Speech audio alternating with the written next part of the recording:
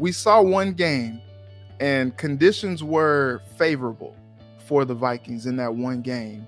But as things go along, I think you want to see like, okay, hey, like how are these guys going to respond to, all the craziness that comes with going to a Philadelphia? Because, I haven't been to an Eagles game in Philly yet, but I hear that it gets pretty crazy. You're gonna love it, Reggie. Yeah, I hear it gets pretty crazy, and those fans are relentless.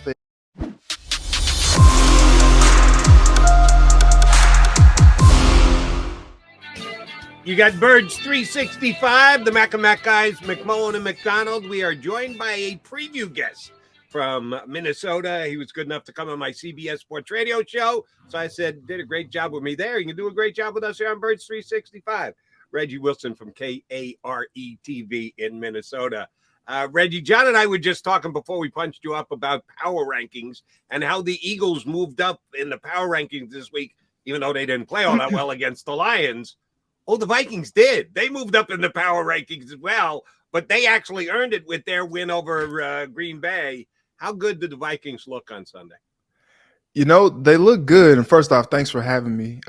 Good to be on with you all. So they look good. I think coming into this season, a lot of people, especially up here in Minnesota, did not know what to expect from this team because we hadn't seen much. Kevin O'Connell really played his cards really close to the vest in the preseason.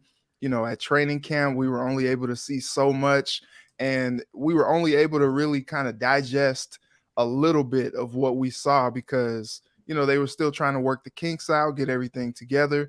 And we were like, what are we going to get from this team? Like, it could go either way. And I think what we saw was just a team that was focused. Like I mentioned yesterday, this was not your Mike Zimmer Vikings. Like, no. Adam Thielen talked about how this team offensively just keeps attacking. They're constantly on the attack. And he's like, I've never been able to say that about an offense that I've been in. And he's been in the league for a while now. For him to say that was pretty telling. And so this team looks good. The offense looked good. They funneled a lot through Justin Jefferson in week 1. And that was very interesting to see that the Green Bay just decided, hey, we're just not going to cover him on certain occasions. We're just going to leave him open. Just let him run around and do whatever he wants. And he took advantage of that, 150-plus yards in the first half, 2 touchdowns in that first half, finished with 184. This offense just looks different. A lot of window dressing, a lot of pre-snap motions. I think at one point in the first half, 98% of the plays that they ran use pre-snap motion of some sort. So he's moving guys all over the field. He lined Justin Jefferson up in the slot, in the backfield, outside in the backfield, as a tight end one time too. Like it's like, okay, like let's see what we got going on here. And I think it was a good showing, and I think they're trying to build on that moving forward in week 2 against Philly. Reggie, Sean McVay calls it the illusion of complexity. Yeah, and that is complex for the opposition, but not complex for, in this case, the Vikings. We'll see how it shakes out moving forward. Before I get to the game, though, I want to talk about the Mike Zimmer part. We know about shelf lives here in Philadelphia. We just went through it with Doug Peterson, a Super Bowl winning coach. Mm-hmm. Mike Zimmer was a very good coach, but it seemed like people stopped listening. Very old school guy, maybe a little bit too gruff for a new school athlete. How much have you seen that attitude change? You mentioned it a little bit with Adam Thielen, but he was a defensive coach. Even the defensive guys seem to be excited by the new blood that Kevin O'Connell has brought to that organization. Is that fair to say?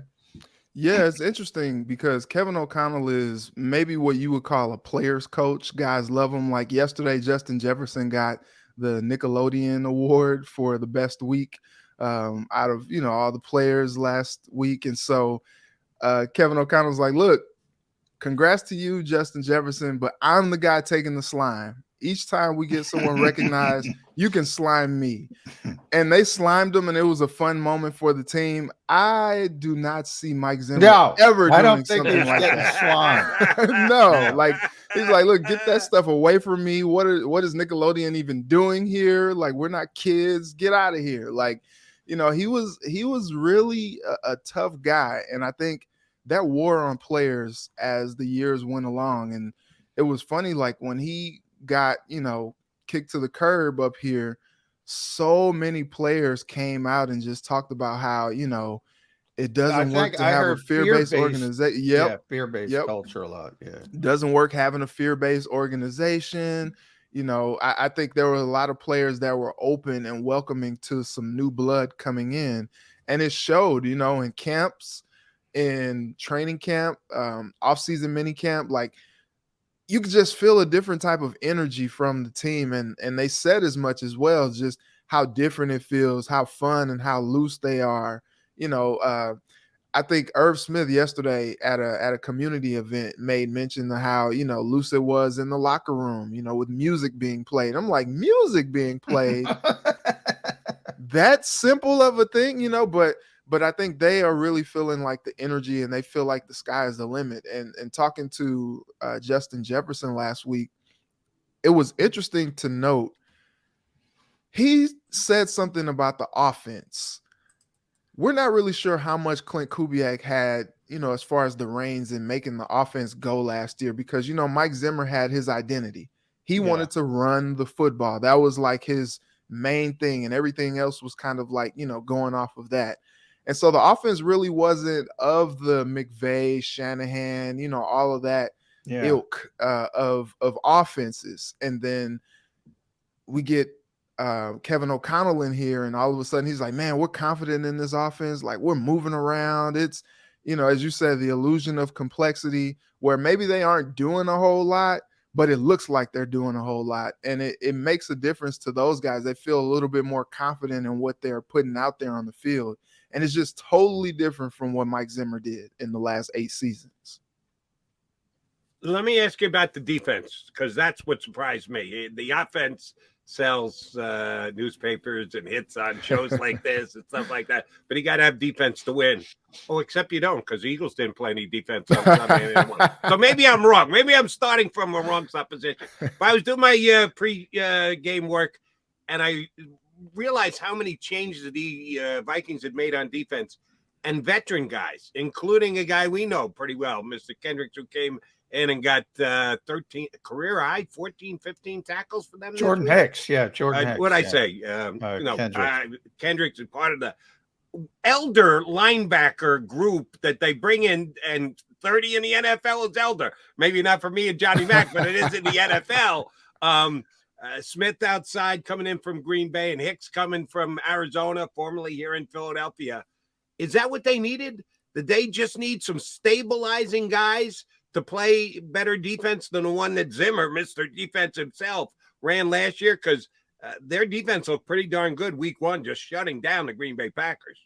Yes, they did. And what was interesting was we didn't know coming into the offseason how things were going to go. Were they going to blow it up, or were they going to, just try to improve? And I think, Kwesi Adolfo-Mensah, the Vikings' new GM, was content with making a decision. Hey, we're close. We feel like we put a few more pieces together and we can do something. And you kind of saw, it's just week one, you can't, draw too much off of just 1 week, but just off 1 week, it shows like, hey, we think if we bring in some pieces to an already talented defense, we can actually put them over the top, bringing in guys like Zadarius Smith, Hicks. Hicks was one of the most productive linebackers in the NFL last season. And Arizona's like, bye-bye, you can go. We're going to go younger. It's okay. And Hicks is like, look, I'm just going to keep making tackles out here and keep being productive.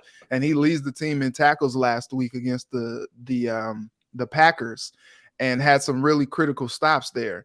And it's interesting pairing him with Eric Kendricks. I think Eric Kendricks is one of the most underrated linebackers in the NFL. Very much a playmaker out there. He had multiple interceptions. He's catching interceptions with one hand last season. Great coverage line. Yeah, and you're like, oh, okay. And so you pair a guy like Hicks with Kendricks, and they are a really playmaking duo in the linebacking backfield. And then last week, Zadarius Smith, Danielle Hunter, if those guys are healthy, look out, man, because they just showed a little bit of what they can do paired up on opposite ends out there rushing the quarterback. And they got some new monikers this year. They're calling themselves the Edge Department. They're calling themselves BMF for bad Mama Jammas, but Mama Jammas, whatever. But they really feel confident. They have like this synergy with each other. And Harrison Smith, so many people talked about like, hey, the Vikings drafted Lewis Seen. Maybe he's the heir apparent to Harrison Smith. Smith is like, look, I think I still got a lot left. And he showed it a little bit in week 1. And then you bring in a guy like Harrison Phillips. I think that was an underrated signing for them over from Buffalo, clogging up the middle of the field like that. I think they got some pieces there that really give them some confidence that they can do some great things in that defensive backfield. Now, what we want to see, that first play of the game last week, Patrick Peterson got beat by the rookie Christian Watson on that. What should have been a 75-yard touchdown, but he dropped it. And so there are some question marks at cornerback. They lose their second-round pick last week, Andrew Booth Jr., to a quad injury. He didn't return, so they have high hopes for him. A lot to be settled there at the cornerback spot, but they like where they are right now. Yeah, Reggie, I think Jonathan Gannon left Minnesota in 2018, I believe. He still can't stop talking about Harrison Smith. I mean, he brings him up once a week. That guy's going to the Hall of Fame. But it's interesting to me. Danielle Hunter's the guy you brought up. Now, he's been injured the last 2 years, and I think it's hard to say one player, but because last year I think he got injured 6th or 7th game. So they were good when he was out there for 6 games, and then they just completely fell apart when they lost him. How impactful is he? And then they have Zadarius Smith. They look like they're lining him up all over. Zadarius, he was inside, outside. But Danielle Hunter specifically, how important is he to that defense? The dude is like a Greek god out there. Like, he's built like an Adonis. Like, the dude is just an athletic freak. If he's healthy, watch out, because he was leading the team in sacks last year when he went down with that torn pec. And the dude can just flat out get it done. And I saw last week, they were not just lining him up, like standing up, rushing the passer. He was putting his hand in the ground and rushing from that standpoint as well, while Zadarius was on the other side standing up. And like you mentioned, they were moving those guys all around, and it was creating a lot of problems for that Packers offensive line that was missing 2 key starters to begin with. And so if you look at a guy like Danielle Hunter and he's healthy, watch out, because the dude can play. He has a chip on his shoulder. I did like a one-on-one with him earlier in training camp, and he feels like he has something to prove. He feels like that defensive line is kind of getting slept on, and he kind of anchors that unit. You look at it, last season, even with Danielle being out, the Vikings were 2nd in the league in sacks. And you're like, okay, you add guys like Zadarius, you add guys, like Hunter back from injury, and there's no reason why this team on the defensive standpoint can't do that again, or possibly lead the league in sacks. You're talking about guys that, when they're healthy, are double-digit sack guys. Reggie, you need to educate me here. I probably should know this, but I'm telling you I don't. Last year I had Wes Phillips on my national radio show. Now, his grandpa was a defensive coach. His father was a defensive coach. But he's an offensive coach, and he was part of that Rams championship coaching staff from last year. He comes with Kevin O'Connell to Minnesota, is elevated to the offensive coordinator positions. Who's calling the plays there in Minnesota? Last year here in Philly, we didn't even know. They switched horses in midstream. The head coach Nick Sirianni passed that along to Shane Steichen and didn't tell anybody in midseason, and it went okay for them. Who's calling the plays in Minnesota right now? Yeah, I think it's collaborative, but Kevin O'Connell is calling the plays up in Minnesota. This is his first time as an offensive play caller as well, and he's doing so from the head coach position. Very much what you see from a McVay, from a guy like Zach Taylor in Cincinnati as well. KOC is calling plays. That's what I figured. Yeah, defensively, the shift is to Ed Donatel, who is, like everybody else, including Philadelphia, using Vic Fangio's scheme, Mm. and longtime sort of lieutenant of Vic. So you have these odd man fronts, even man fronts. They toggle back and forth. They have all this umbrella coverage on the back end. I brought up Harrison Smith before. Now, he was, and what Jonathan Gannon still talks about, his ability to move all over the formation. Mm-hmm. Now he's more of a coverage safety. How did that work out in week one? Worked out well. It's funny. I was watching yesterday. One of the Vikings analysts, Pete Bursich and Kevin O'Connell, were in the film room, and they were breaking by down. the way, I'm sorry to interrupt. I love that. I love Kevin O'Connell, because here it's all CIA state secrets. The Eagles can't say anything. He's out there mapping plays. I loved it. It was awesome. And it wasn't anything that gave up too much, but it was something that he was able to show the fans. And by the way, I love film breakdown. Like, that's one of my favorite things to watch as a football fan. If you can show me how things are set up and how things develop and how things are supposed to be, like, I'm all in on that. So I was just glued to my computer screen watching that. But he showed how they wanted to make sure they had the field covered everywhere. And they made things difficult for Aaron Rodgers. Like, okay, maybe I'm going to throw it in the flat. No, we got a guy covering that. Okay, maybe I'm going to throw it towards the middle of the field. No, we got a guy covering that. And then he had Harrison Smith just kind of playing option out there. He could, break towards the flat. He could break toward the middle. And then he showed him what he eventually did was he broke toward the outside sideline, and Rodgers just tried to throw something up in desperation, and Harrison Smith was able to pick him off. And those are the type of plays that Harrison Smith has been known for making. Yeah, like, he's going to come up and hit you a lot. If you're trying to run the ball on him, he's still a thumper, if you will. But he's a playmaking safety as well, and you saw that on display on that interception. It's just like, look, we got guys like Cam Bynum up here who they expect to be, solid. He won the other starting safety job over the first-round pick, Lewis Seen. Lewis Seen was out last week also with an injury. They expect him to be back on the field on Monday night. But you draft a guy like Lewis Seen as maybe like the heir apparent to Harrison Smith, and Harry's like, not so fast. I'm still here, guys. I'm still making plays.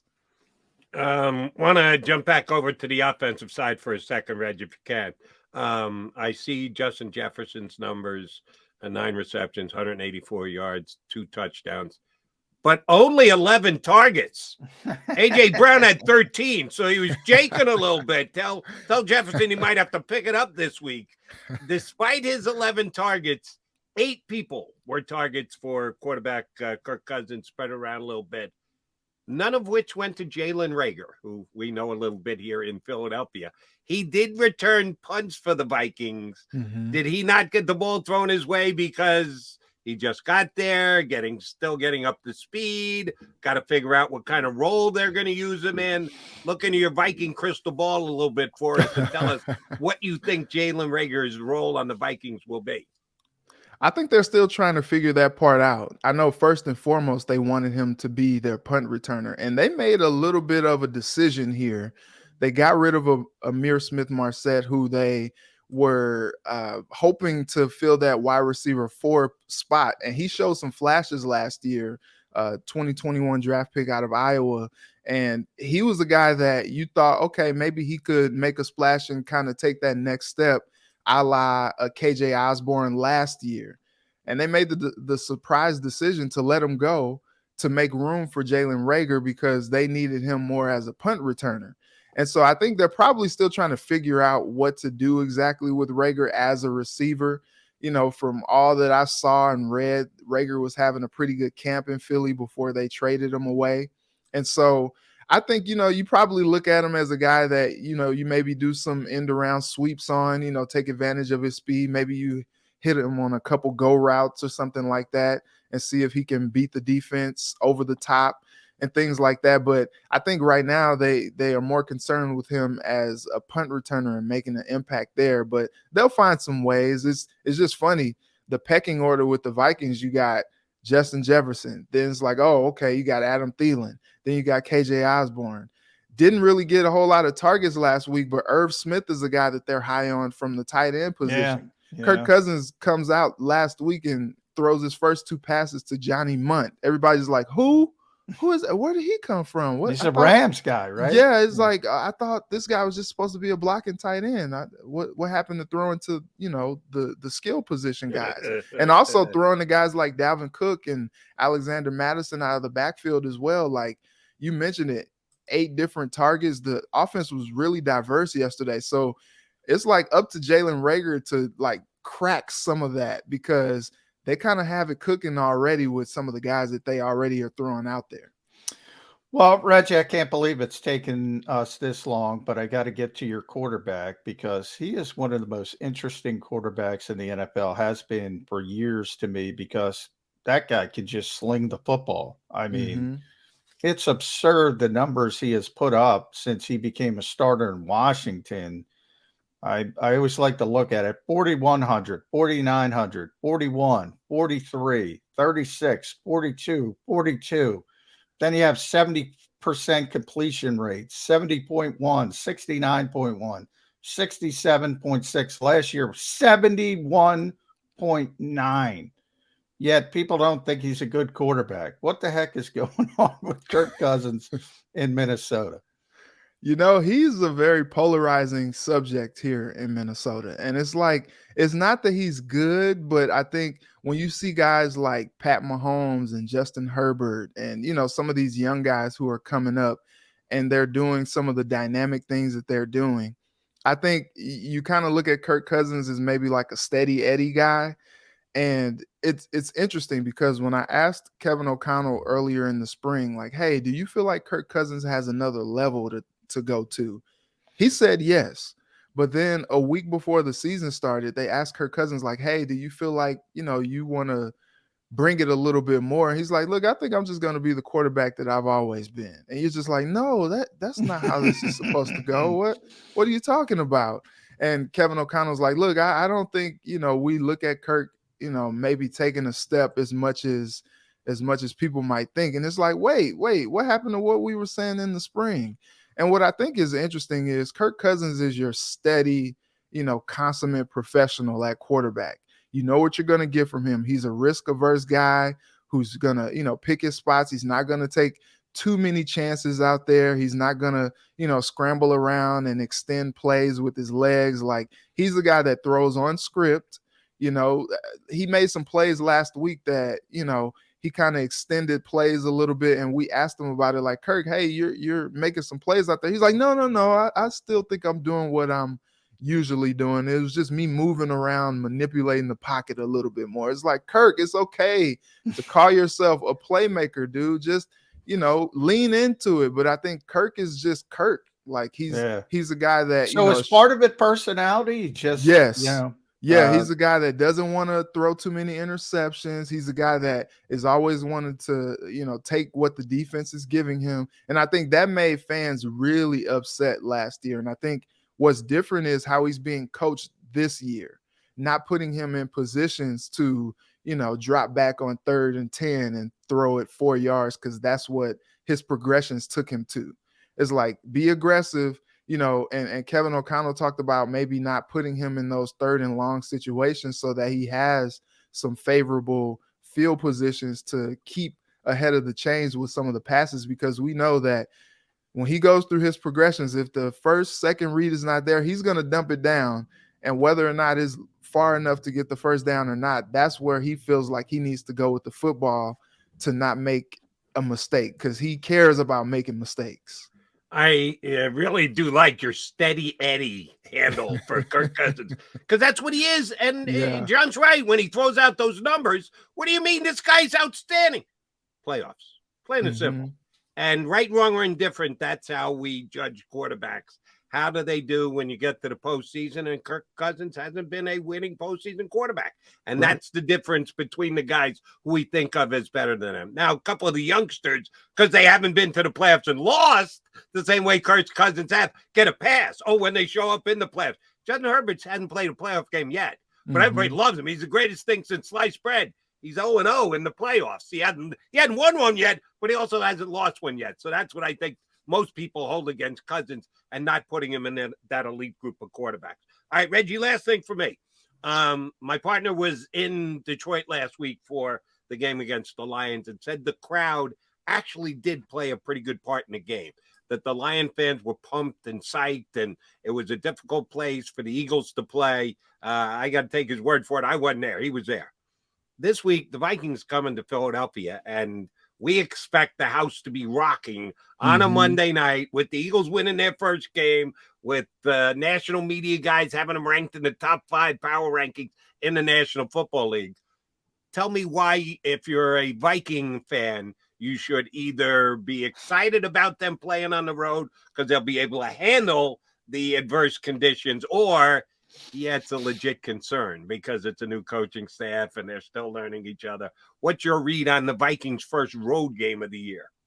I think it's trending towards, concern. The Vikings fans were juiced up last week. Like, it was a raucous atmosphere, and that was like what you want to start your season in.